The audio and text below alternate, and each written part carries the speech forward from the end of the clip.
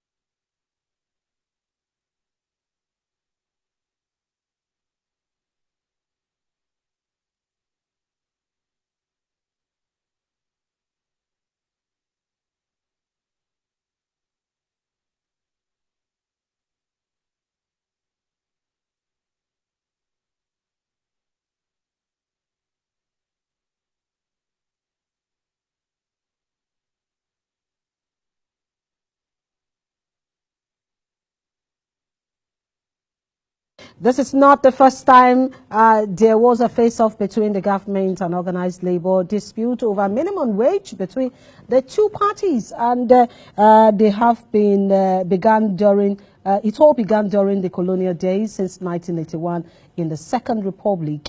There have also been disagreements between labor and government over minimum wage, and most times led to strike and street protest. Even if the looming strike is averted, there are critical questions that are being raised over the unending industrial dispute over minimum wage. What is the issue of minimum wage?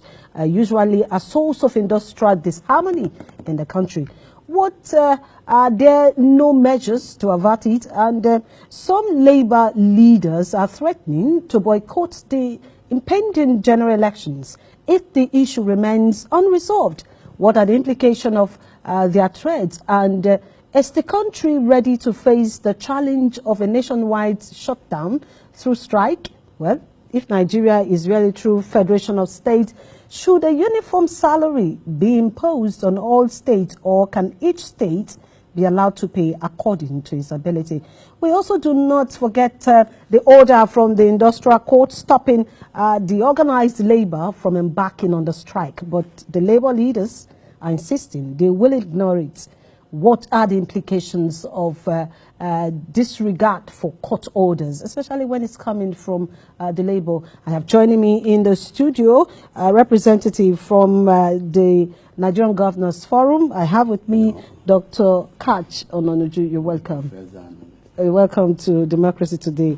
And we also have here in the studio, Comrade Biobolemoye, this name, I just Joy Josiah. He is the National President, National Chairman, Joesu, and Medical Advocacy, the National Chairman, Joesu, and these two persons will be discussing the issue of minimum wage. Let's take a break. When we return, we'll go straight to our discussions.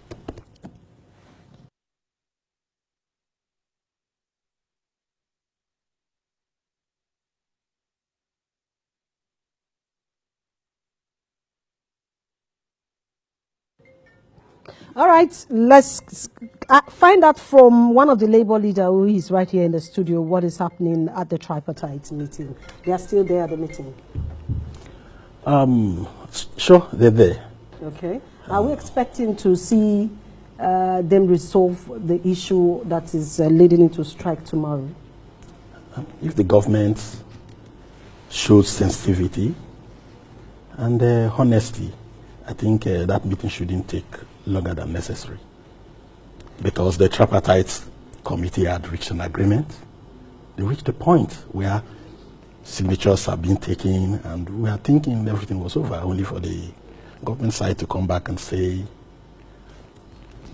they no longer stand by it. So if they go back and say, for the love of Nigerians, for the love of peace, and for the love of the enslaved workers, to improve their welfare, we are going back to where we ended before the Governors Forum threw in the spanner. I think matter will be over. No, but the labor, organized labor is insisting that 30,000 naira minimum wage should be paid. What is the gross? What is it that the governors are refusing to pay this, or organized labor feels that government is not being sincere to them? The truth is this: the 30,000 was not even an offer from the labor. At the last point, though I was not at the negotiations, but we are well briefed, and we believe our leaders, because they've shown us documents and things that actually convince us that they have spoken the truth. Now, the private sector withdrew their earlier position of 25 and motioned for 30,000, while labor was hanging on 40. But looking at the situation, okay, fine.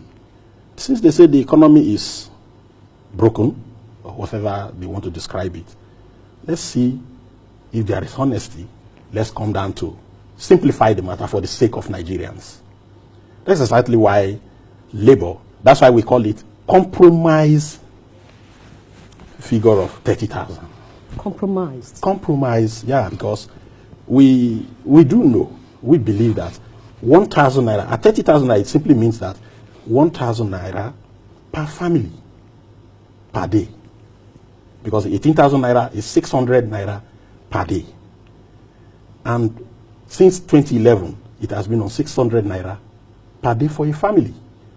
For the children, school, the children education, wife's clothing, house rent, transportation, 600 naira per day per family, which is unbelievable. But workers have been very, very patient, believing that since constitutionally it is provided that after 5 years it will be reviewed. In civilized countries, they don't need to even come calling the labor unions or the workforce for negotiations, because it is, they respect the constitution, they respect the law. So before the time matures, they would have put the mechanism in process so that people only get salary. Okay, I'll come back to you to find out why labor is insisting that they will go ahead with the strike regardless of the court order. Dr. Kaj, yes, you're an economist. Yes, I am. Good. Now, labor is saying 30,000 naira or the strike will hold. What do you think? I think 30,000 is not too much to ask for, but I don't believe the strike is the best way to go. It will disorganize a lot of things in country. I believe labor has been very lazy. They have not been in front in our agitations and quest to bring a better society. The current labor leaders, I think, are compromised. By who? And I do not believe they're compromised by who? Oh, they're compromised. They're not there. By the same government? No, well, I do not know. I cannot say who it is that got them that compromised. Oh, no, but if for me, say they are compromised, they are not fighting for the workers. I think they're for themselves. Because if they're for the workers, they wouldn't be behaving the way they are. I think labor has been missing since we know things have gone wrong. Today, the economy is in a depression. Where we are labor, all along we were agitating for a better country. Where we are labor, when we are asking for a restructuring that will actually devolve power to the governors, to the states so that the states will probably handle their own things, not come beggarly every time to Abuja, have more money to even pay labor far more than labor is asking for. If you were a worker, I'll be very, very angry that my leaders are asking for penny, 30 kobo. That's not money. Dr. But Clark, what we're saying is, if you say you're going on strike right now, it pays nobody. Now, look at the kind of leadership Labour has. They won't go to vote. What's wrong with you going there to vote the set of leaders you believe will bring you a better tomorrow? If you don't vote, you're not helping yourself. So that's why I tell you, you don't have leaders in Labour right now. It is very unfortunate that Labour has become this low and you don't have people that you can actually talk to. Dr. Catch. Yes. I know that you are very, very conversant with the regular saying that never late. It's still never late than dawn. I agree with you. I agree with you. Let them change. If you say so, if you say you agree with that common adage, and the Labour leaders are insisting that they want this money to be paid as minimum wage. Well, if they didn't do it before now, yes, and they want to do it now, what is wrong with that? No, asking for money is not the story. Asking for a better society to make workers have better money, not just the money. Workers are suffering all over the place. There is recession all over. And I tell you, the Labour leaders are compromised and complicit. So how do you want them to ask for their wage? I want Labour to have right before now been part of the larger societal agitation for a better Nigeria. They went to sleep. How would you seek any advantage when you never want to work for a better society? Okay, I'll come back to you. You heard what he said, that Labour has been absent in the struggle to a better Nigeria. And just a few weeks ago, and they came up with the minimum wage. Is minimum wage the problem of Nigerian organized labor? Well, thank you. But before I go on to answer if it is a problem or not, I think my brother at that end has never been part of Nigeria. If he has been part of Nigeria, he would have known that Labour has been carrying out several roadworks demanding for good governance. Severally. Labour has been part of the struggle when we called Nigerians the last time, when the petroleum price was to be increased. We called Nigerians. Look, this will get us nowhere. It will take us nowhere. It's a wrong stand. Where was he? When we decided that, look, we are against corruption in this country, and that we marched on the streets of Abuja and all over the cities in this country, where was he? That's why I say maybe he's a long way from Nigeria. But is strike the option? Now, talking about strike, he also said Labour leaders have become lazy and we have not been perhaps proactive in his own assessments. We started this struggle since 2016 because the law says after 5 years, you review. And we presented the matter. The government, made appeal. We just came in and we're trying to find our feet. What also, please give us some consideration and let us work towards getting somewhere. I'm not sure, as patriotic Nigerians, if someone makes an appeal, that it is incumbent on us that we must tear Nigeria apart at that point. So we did our best for the love of Nigeria. And we systematically took the matter up with the government. Until this point, when the government has shown clearly high level of dishonesty in withdrawing from what was agreed upon. You see, I think some persons come onto set without going through how Labour has been running this issue to this day. If from day one we have been on the streets, we have started a strike that if you don't pay this, we must get this and done, the same people would have come around to say, Labour, have you exhausted all avenues? Today, we have patiently followed all requirements. We have gotten to the end of the road where we thought, and rightly, 30,000 naira is not what we would have loved to give to our workers. Because if the senator, the political class receiving higher, receive very high amount of money as the American counterparts or more, then then one will ask, what stops us from being paid like our American counterparts, the civil servants, whose minimum wage today is about 584,000. Now let me ask you this. Let me ask you, Comrade Josiah.